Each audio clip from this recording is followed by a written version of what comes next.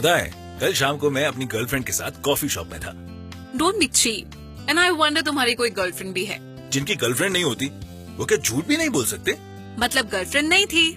लेकिन मेरी पूरी बात झूठी नहीं थी, सिर्फ गर्लफ्रेंड वाला पार्ट झूठा था। फिर तो तुम्हें कॉफी के बारे में काफी कुछ पता होगा। मैं कॉफी शॉप में कॉफी पीने जाता हूँ, वहाँ जॉब नहीं करता। जॉब तो मैं भी नहीं करती, मगर नॉलेज बहुत है। पता है, इंडिया में हम लोग एक सूफी संत की वजह से कॉफी पी रहे हैं। सूफी संत? वो कैसे? 17वीं सेंचुरी में एक सूफी थे बाबा बुडान। वो हज करके इंडिया वापस लौट रहे थे। रास्ते में उन्होंने मोका यमन के पोर्ट से 7 कॉफी बीन्स लिए और उन्हें इंडिया ले आए और इंडिया में कॉफी की एंट्री हुई। यमन से 7 कॉफी बीन्स लाने में क्या प्रॉब्लम है? छोटे से पर्स में रखो और ले आओ। उस वक्त कॉफी के कारोबार पर अरब्स का कब्जा था। अरब्स कॉफी बीन्स को या तो रोस्टेड या फिर बॉइल्ड फॉर्म में ही देश से बाहर ले जाना अलाउ करते थे। उन्हें डर था कि अगर कॉफी बीन्स उनकी कंट्री से बाहर गए तो फिर कोई भी उन्हें उगा लेगा। कॉफी बीन्स उनके लिए एक वैल्यूएबल कमोडिटी थी।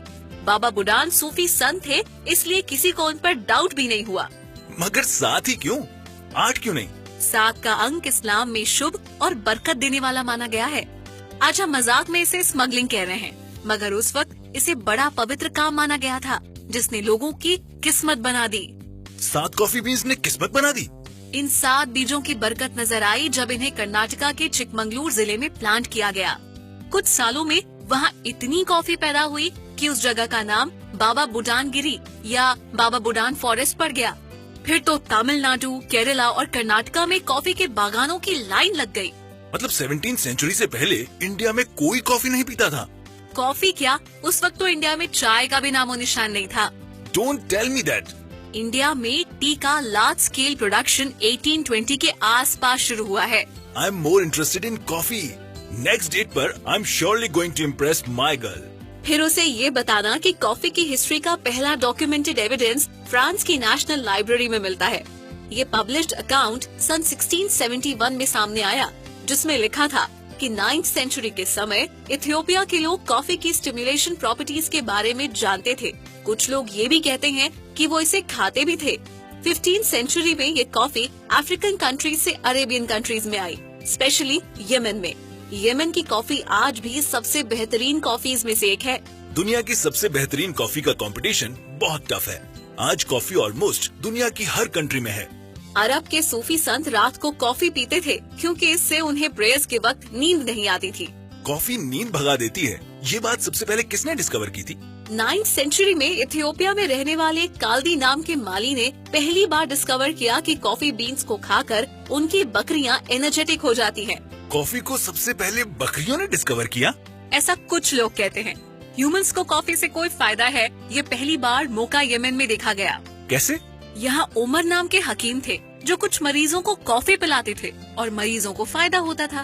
ब्रिलियंट! डॉक्टर पेशेंट्स को कॉफी ऑफर करते थे। ऐसी क्लिनिक में मैं तो रोज जाऊंगा।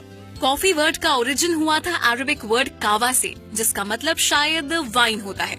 और अब देखो, इस कहवे या कॉफी का जादू इंडिया में सर चढ़ के बोल रहा है। माना जाता है कि इंडिया का सबसे पहला कॉफी शॉप कोलकाता में खोला गया था, वो भी प्लासी की बैटल के बाद।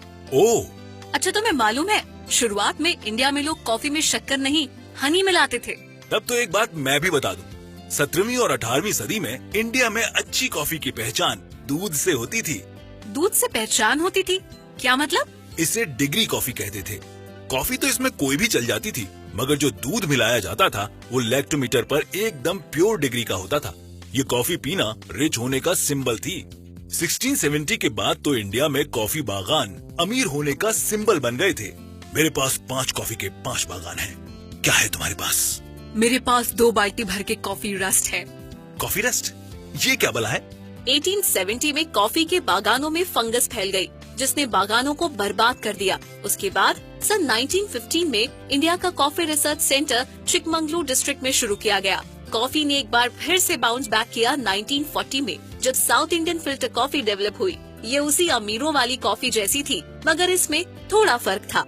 इसमें 70 से 80% रोस्टेड कॉफी बीन्स और 20 से 30% चिकरी थी। इस नए कॉफी ब्लेंड ने इंडिया में कॉफी को नई लीज ऑफ लाइफ दे दी। मतलब कॉफी एक बार फिर से चाय के साथ रेस में वापस आ गई। यस, इंडियन कॉफी के बागानों ने 1970 आते आते एक इंडस्ट्री खड़ी कर दी और उसके बाद इंडियन फिल्टर कॉफी पीना साउथ इंडियन लोगों के लिए डेली रूटीन बन गया। करेक्ट। 1936 में इंडिया में मुंबई में इंडियन कॉफी हाउस के रेस्टोरेंट चेन का पहला कॉफी हाउस खुला और फिर केरला और कोलकाता में भी इसकी ब्रांचेस आई। रियली? 1942 में इंडिया के सारे छोटे बड़े कॉफी मैन्युफैक्चरर्स को एक साथ लेकर एक बॉडी बनाई गई, कॉफी बोर्ड ऑफ इंडिया, जो कॉफी के डेवलपमेंट के लिए काफी काम कर रहे हैं। इंटरेस्टिंग। किस तरह का डेवलपमेंट? सोचो, अकेले इंडिया में 1,71,000 से ज्यादा कॉफी के बागान हैं, जिनमें 9 लाख एकड़ से ज्यादा जमीन पर कॉफी की पैदावार होती है। जो स्टोरी 7 कॉफी बीन से शुरू हुई थी, वो आज यहाँ आ गई है, जब इंडिया वर्ल्ड का 6th लार्जेस्ट कॉफी प्रोड्यूसर है, जहाँ दुनिया की 4% कॉफी का प्रोडक्शन होता है। तो क्या हुआ? सारे वर्ल्ड में एक साल के अंदर लोग तकरीबन 4 बिलियन कप कॉफी पी जाते हैं। और इन 4 बिलियन कप्स में से 2 कप हम दोनों अभी पीने वाले हैं। So it's time to take your leave. So have a nice time and have a nice cup of coffee.